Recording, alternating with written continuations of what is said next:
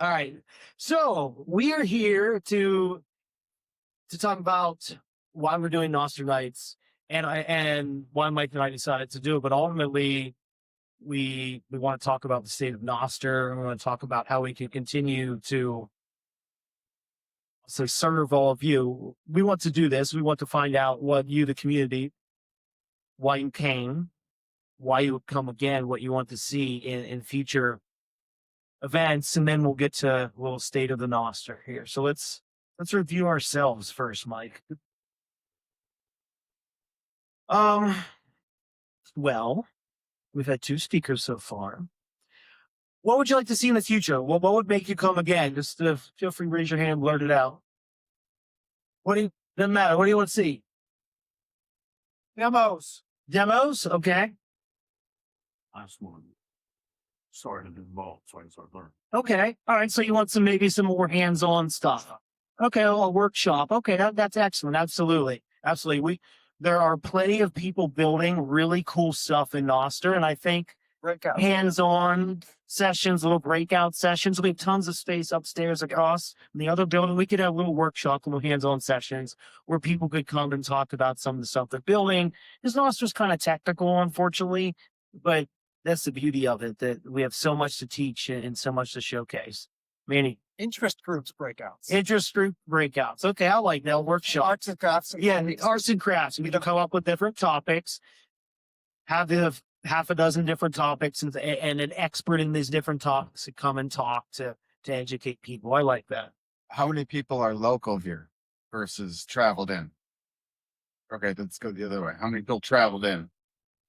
Woo! Woo! Okay. That. How many people traveled in by car? Dock yourself a little bit. Okay. An airplane? Okay. Okay.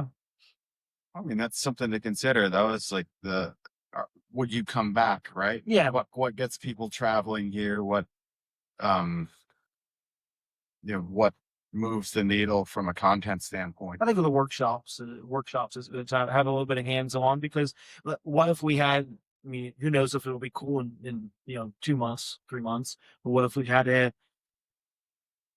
Claude bot, Moldbot / OpenClaw, whatever it's going to be called in 3 months, What if we had how to run your personal assistant on Noster and had a demo, something like that? Jexo swag. Some Jexo swag. You could actually probably have him start to design some swag. I'll get him on there. I'm going to send him a DM. do it. Okay. No, I think the workshops are actually a good idea because, like I said, Nostr is very technical. There are people that are trying to make it less technical, but I'm going to say again, we're still early, so things are improving. Nostr is a multi-year long project, so the fact that we're having these types of sessions here shows that there's that there's a need for education, and people want to be educated. People want to learn more.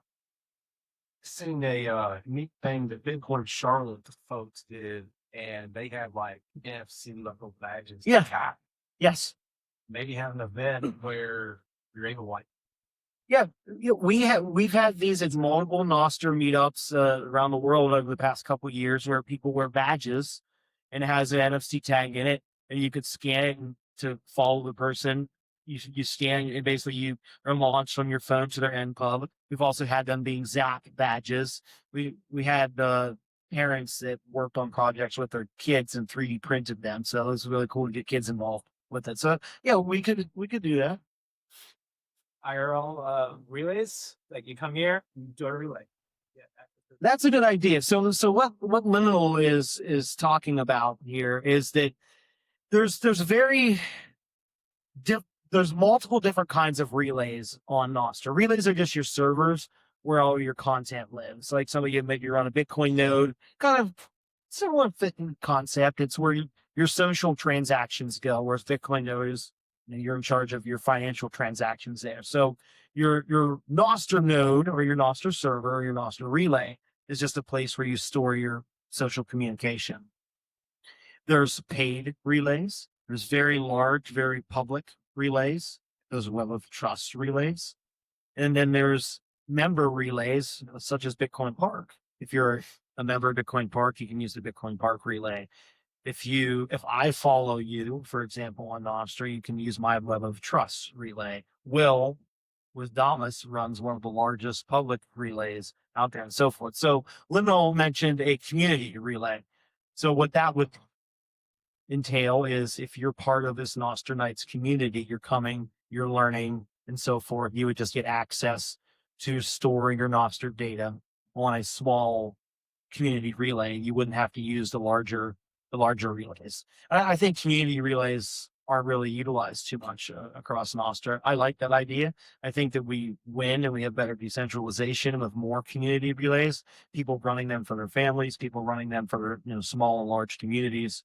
So I'm a fan of that idea. That'd be something that we could kind of flesh out and talk about off stage or something. Maybe didn't work it into a workshop about what relays Running your are, how do relay. you spin one up. Yeah. Yeah, I think running your own relay is just as important as running your own Bitcoin node. Agreed. You do it for various reasons. I'd be, again, this is kind of for newer folks, but I Sure. should interested in what the various Nostr clients are Okay. and why you should, like, I'm surprised that people care. Like, to me, I always thought Nostr is like the client was just a front end. Sure. And it's an aesthetic choice. Sure. So think of Nostr clients similar to email clients, email apps or web browsers, where maybe you use Safari, maybe I use Chrome, maybe Mike uses Firefox. We can all view the same web page, but maybe these apps will display the web page a little bit different. Maybe the apps will have a couple extra bells and whistles. Maybe Firefox does something the way it syncs data, and maybe Chrome, has more tools that I like. Maybe you like Safari for, I don't know Safari, but whatever. You get my point, is that we all have these different apps that show the same content, but maybe display it a little bit differently. And that's kind of like Nostr. It's all the same base layer. So it's all like the same web.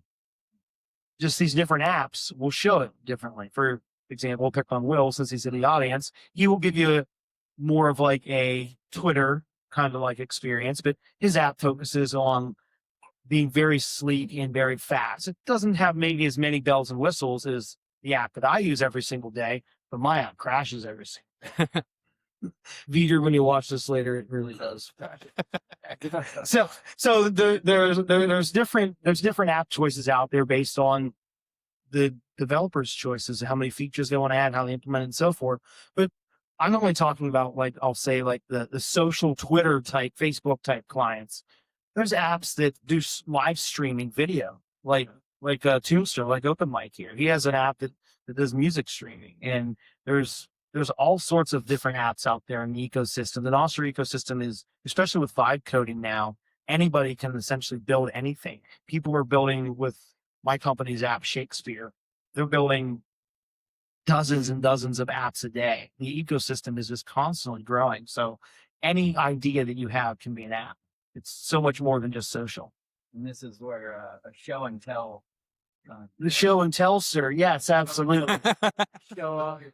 Yeah, and I think that's kind of like another workshop too. Really, I think that's kind of a workshop. Is, hey, here's this cool app that I built, and I vibe coded it, and I'm not a developer, and this is cool as shit, and this is why I think people should use it. I think that's beautiful, and that's why Nostr is so powerful right now with AI, is the fact that you have essentially a tool that allows every single one of you to be able to build. And then you have an open protocol like Noster that allows every single one of you to communicate. So now you can build anything you want, you can say anything you want, and you can transact however you want. Like, it's a perfect combination.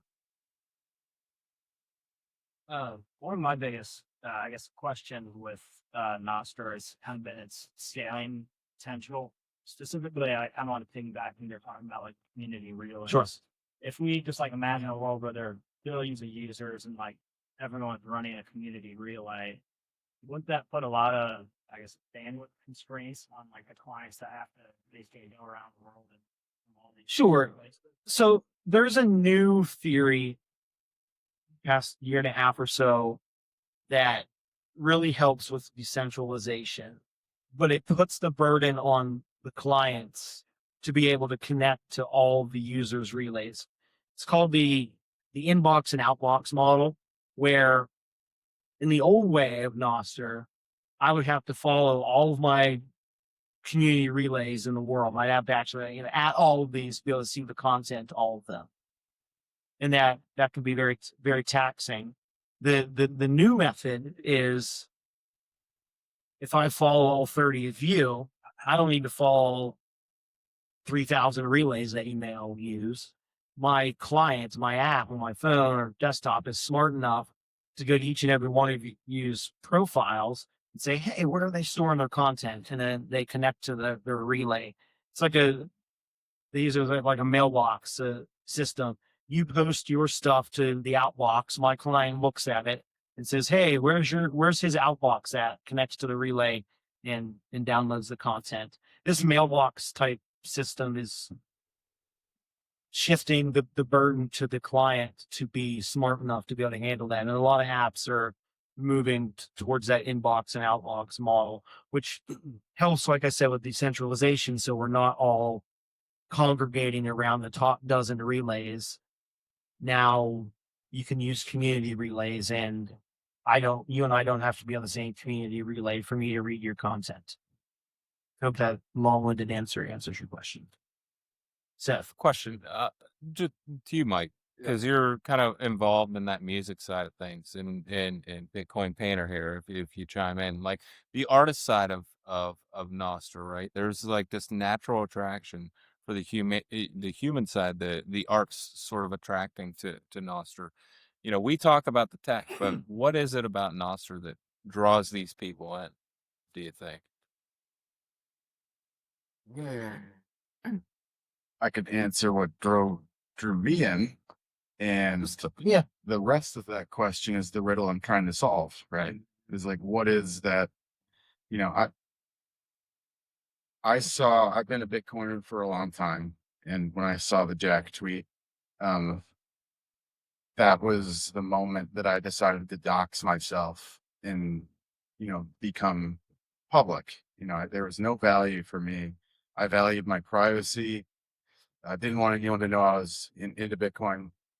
And when the Noster switch flipped, it married that culture with a use case that I could see in the artistic community, and specifically in music. And I just said, this is, I'm already having a hard time keeping my mouth shut about Bitcoin, but now that these two things are married, I got to get out there. And so, it's been a wild journey because it felt so flippin' obvious to me. But the reality is like, we wanted to do some nights that were really focused on music here. And, I think Jim is still in the crowd here. Jim Costello, we've been banging our heads against the wall for 2.5 years. I don't know how long, 10 years, it feels like. 30. Yeah, right. And, there is a long lead before this tech makes sense, because you present it to an artist and it's like, okay, great, dude. Like, I'm already managing 6 social media accounts, and I'm, doing little dances over on this one and trying to just come up with the right things to feed the algorithm. And that's what this looks like at first. It's like, here's a new one. And, this we're kind of like dovetailing into our state of Nostr. Yeah. Of like, what is I wouldn't be here. I wouldn't be hopping on planes and on 4 hours sleep and, funding stuff like this if I didn't think that it was worth it. But, we've got a lot of, You have to build the future that you want. yeah, we have a lot of headwinds, and, we got to crack this code because this is really valuable, really critical. It's kind of like the, fix the money, fix the world in the Bitcoin. I see this. I just you can't unsee it when you navigate the music and the art world and the problems. We've got to figure out a way to make the the experience so seamless, like just I hate to just be cliche and talk about Apple, but just the phone with one button, just one simple thing, and then they could figure out all the tech. I mean, think about how long it took you to like get to where you are on the tech. And we're still working on tech. And Yeah. David's entire talk was about tech. Yeah. So obviously, we're still building the tech. Yeah, we got to get to the point where We're focusing on user experience. we can do the dev, But the infrastructure is hard too. and then show them the real quick UX to get them the gateway drug to then have them go deep on their own. We just dive straight into the deep end right now and say, let's get you self-sovereign. Let's get you a wallet. Let's get you a key pair. Don't forget to write these down. And I just want to sing a song here. So there's a new app that was announced back in November, ended November, called Divine. Mm. It's the reboot of Vine on Noster, and that's kind of what their goal is to not confuse people with the tech, but also let people know that are curious about the tech that, hey, the tech exists.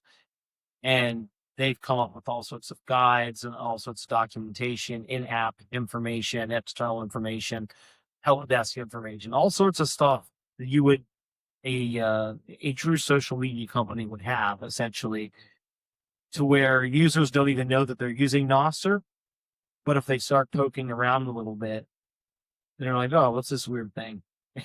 and then they'll learn about it. And I think that more apps will gravitate towards that over time, where I always like to use this analogy that I never see anybody, hey, are you using POP3 and SMTP? Can we communicate later? That's email, right? Those are the protocols that most of us use for email. We don't do that. Maybe 40 years ago when email first came out, maybe somebody said that, hey, using that new SMTP thing, I want you to send me an email and I'm going to use IMAP.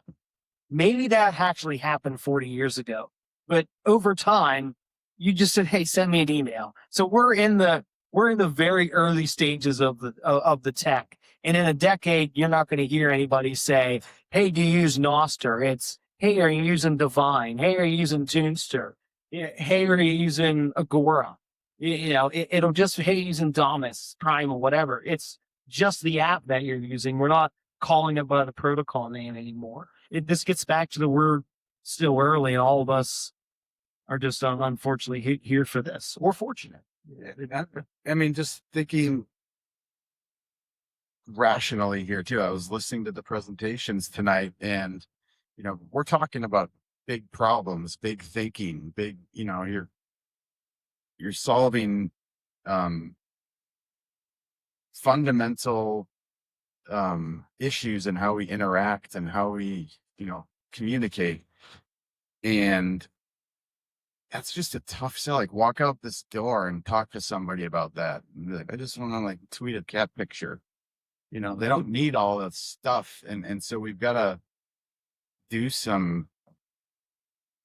There's got to be some gimmicks to get them in the door. Yeah. So Divine, whenever you want to post a video, you open the app, you agree to the terms of service, you hit accept or whatever the word is, and then boom, you're in the app. You didn't have to go in and generate keys, and it didn't tell you all this stuff. The app just does it. And if the user then goes into the settings and looks around, sure, and they'll see a key and wonder what's this, and they can click the thing to learn more.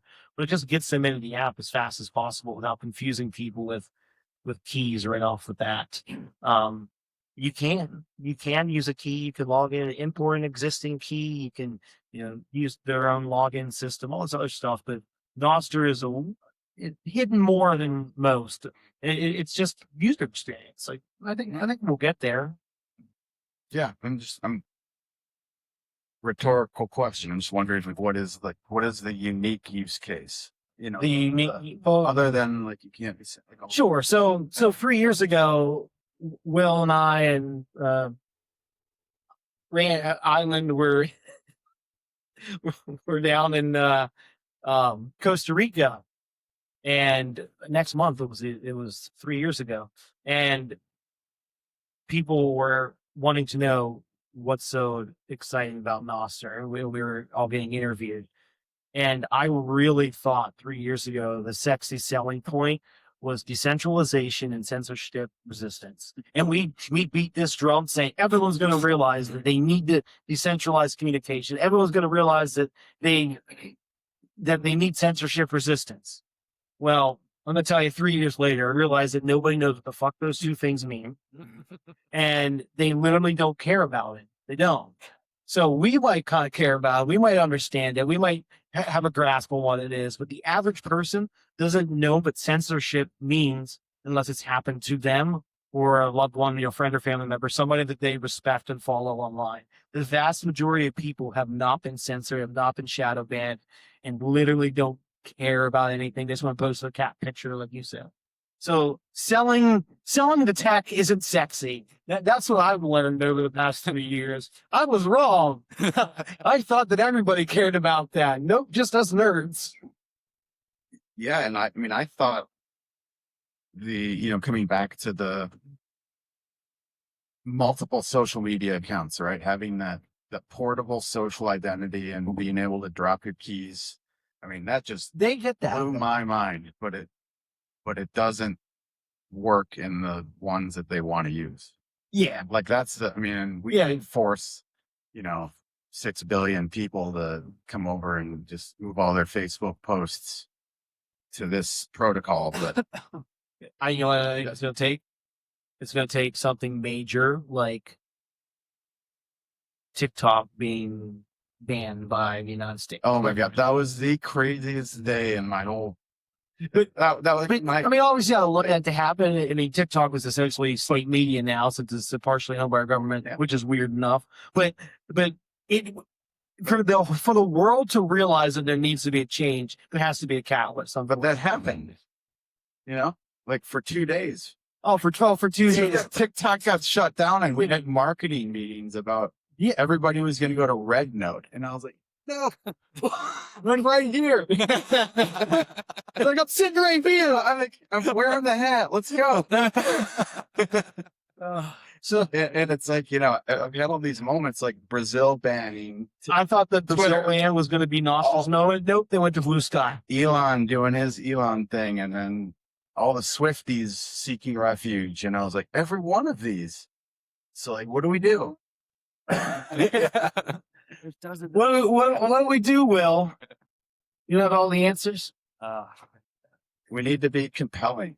Do you have all the answers? All right, well, but you do have a question. I'd love to hear. I have a question, but it does sound like Oh, absolutely. Do you know who the marketing agents are for an Noster? Literally everybody. So you're not doing your job.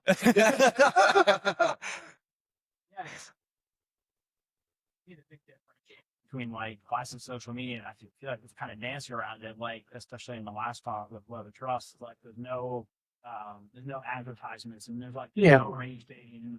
It's like Absolutely. I use this in all of my talks. We don't doom scroll on Noster. We bloom scroll because we have no rage algorithms that keep people enraged and engaged. Somebody could build that someday, but generally speaking, all the devs that are building understand the problem of legacy social media, so they don't put that in their applications. And people recognize if it's unhealthy. You talk to them about it, they're like, yeah, I doom scrolled last night for an hour in bed. They know they're doing bad stuff, but they're addicted. Like it's a tough spot to be in. We say we build healthier social applications, but it is a marketing problem. But we don't have a centralized marketing Noster department. I got Mike and I are marketing Noster right now, and so we all have the opportunity to do that. I mean, I do think though that like coming back to the differentiating. I mean, there's so many things. Like it's just such a compelling combo with Bitcoin and Noster, but Zaps, right? Like, thank you, Will. Will invented Zaps, but Zaps are almost called volts. Thank you for not calling them volts. that's gonna be horrible. So for those of you that don't know, there's a couple people that are new to Noster. Zaps are just Bitcoin payments that are aware that Noster exists. That's all. So if I post a piece of content and you want to send me a little bit of value, you want to tip me, you want to reward me, give me a donation, whatever you want to call it. It's just a Bitcoin transaction that knows that Noster exists and interacts with the Nostr network. That's all. But that's something that none of the other big guys have. None. They don't have these microtransactions and value for value. And that that makes a huge difference in talking to artists and creators, knowing that you can own your own content. You can't get, the TikTok rug really did help me in talking to musicians, because people spend, they get their 10,000 hours in, and then I show them this. Hey, remember that day, like right on inauguration? That was pretty dicey. Like your whole career just about went down the crapper if a few suits didn't get together and work it out. Like they have the power to just take away your whole, however long TikTok life's work. And being able to control the monetization of your work and post it under your own identity on a platform that isn't a platform, it's incredibly powerful, but it all hinges on this value for value community, or this whatever, the ability to stir up enough emotion in the people who aren't being fed by an algorithm, right? Like there's nothing, you could put up the most compelling note in the whole world, but if you live in like Nairobi and everybody's asleep on the other side of the world, and it's not being pumped on feeds, then they're not going to get all the zaps. And it's a challenge, like the web of trust discovery. How do you find the stuff on there when it's not being forced upon you? You kind of alluded to it with, I think it was Divine, that like they sort of set it up so that you can sign up and not even know. You think you're just using a centralized app, basically. Like, have there been experiments, or is it even like possible with Noster that you could have like a mixed approach where like it literally, like there are some users that are centralized, but it allows for Noster to tap into it essentially. Sure. So there are some apps that are, I'll say, more centralized than others, and some that are pure decentralized apps. The apps that do add a little bit of centralization, they add it for user experience reasons, or because they want to control something to, again, for user experience, whether that be some type of moderation, spam control, not safe for work type content, whatever whatever they're choosing. And they've had successes with that. Then they also have issues where when their centralization piece fails, then people say, oh, Noster's down. I didn't know Nostr could go down. And everybody jumps on them that understands what is wrong and lets them know that Nostr is down because of the way that their application is built. So maybe this will happen with Divine too when it launches. It very well could.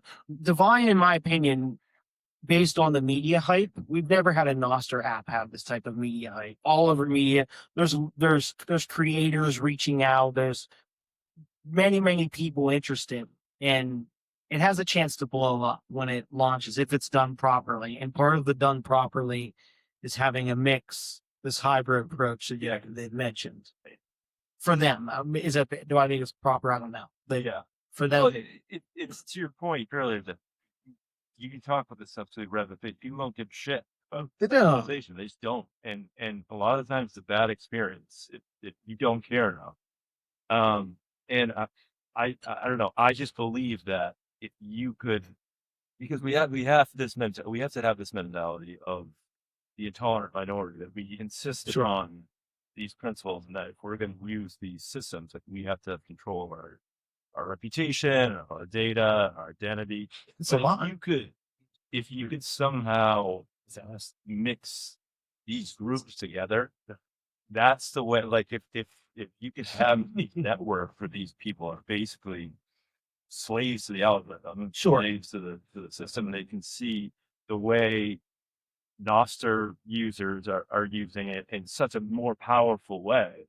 Like that, I think, is how, like, through osmosis. So Sure. And I think that the people that are critical of the apps that do have these centralization pieces are kind of missing the point where I think that's okay if an app is a hybrid app, because if they do have a failure of their centralization piece, it can be called out and say, well, the reason that this failed is because it's centralized. We know that centralized systems are bad, and you can go down that whole entire, I thought you couldn't get banned on Nostra. Well, you're using an app that actually allows banning, things like that. So take your identity. This is a cool piece that Mike mentioned. Take your identity from the app that banned you and pop it over into the app that doesn't ban you. And you didn't lose a beat. You didn't lose any content, didn't lose any followers, nothing.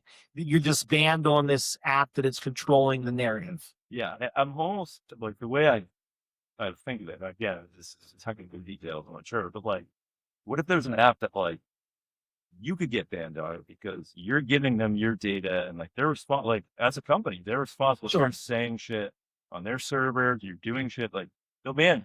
But if like I'm using that same service and I'm controlling my data, like, hey, like, so if you're a user and you're getting shadow banned, you're getting kicked off the platform, I'm saying the same things and doing the same things and be able to post freely. Like that's, I think, how you get like just that side by side of people are like, well, this user can do so much more, such more powerful experience. And that's showcasing the power of Noster, where you can build an app this way that has more control. You can build an app this way that's completely open too. It's chaotic. Okay. Sure. It seems like I guess more from Mike, seems like most creatives are locked in on Instagram and TikTok. Like those are the big two. And their whole identity is based on their tribes that they have in those apps. What if somebody even wanted to move to Noster, like what would you tell them? How to do that? How do they move their tribes from there to Noster? Like what would you advise an artist to do, practically speaking? As we are right now, I don't tell them to move at anything. I tell them to add. So adding, how would they add in your opinion? I walk that my typical go-to is get the Damus or Primal, like social media app, and then get Fountain and Wavelake and have them immediately port their key pair from one to the other. And then I pull up, one of my favorite songs on Fountain, and I zap it from that app and have them then pull it back up on the other one. And you see how your activity is being tracked by all four of those different apps at the same time. And then just let them kind of marinate on that and say, does that happen when you post something to TikTok? Do you have to go then repost it on Facebook, repost it on Twitter, repost it on Instagram, and just kind of pose some of those rhetorical questions and let them just go find it themselves? Yeah. Because you get a couple minutes of these with these interactions. Typically you're not sitting down at a desk. And so I try to just give them, hit them with curiosity and make sure I showcase what this can do, but not force feed it. That doesn't work. I tried the evangelism tact first time around, and it's just, We all thought that was going to work. yeah, And it's cheesy too. And then what, they just go to their other platforms and say, hey, check me out. Well, that's the goal. That's the holy grail, right? It can't be us telling them. It's got to be musicians telling other musicians, artists telling other artists, people, get to the venue owner to then pitch it to the tour manager, get the tour manager to talk to the touring artist. It's got to be from within. And that's where, I feel my role in the industry is to do whatever I can to be that mole, to lead by example, but you can't force it down. We have time for one more question. The corporations are coming. Andrew and I just spent 2 days listening to Rumble and Tether talk about the Rumble wallet, and I did my first super chat today. It was a $2 on-chain transaction, and it took about 15 minutes for the person to 15 get minutes Zaps. it. but their Lightning is next. So It's on YouTube, right? But that's, it's Rumble. that's Rumble, but that's not. I mean, that's not Noster. No, but I mean, if they can They're attract trying on the the value artists, for value. if they can attract the artists Yeah. to Rumble, that's a centralized they- platform. Yep. And YouTube's doing something called like a super. Yeah, they do. Yeah. They've always had that, but you have to. It's fiat. Yeah. Visa credit card, but the Tether wallet is, it's coming. Oh, it's they were talking about that at the conference last year. Yes. I mean, well, I'm sorry, it's here. It's real. Okay, well, thank you for going to our Nostra talk.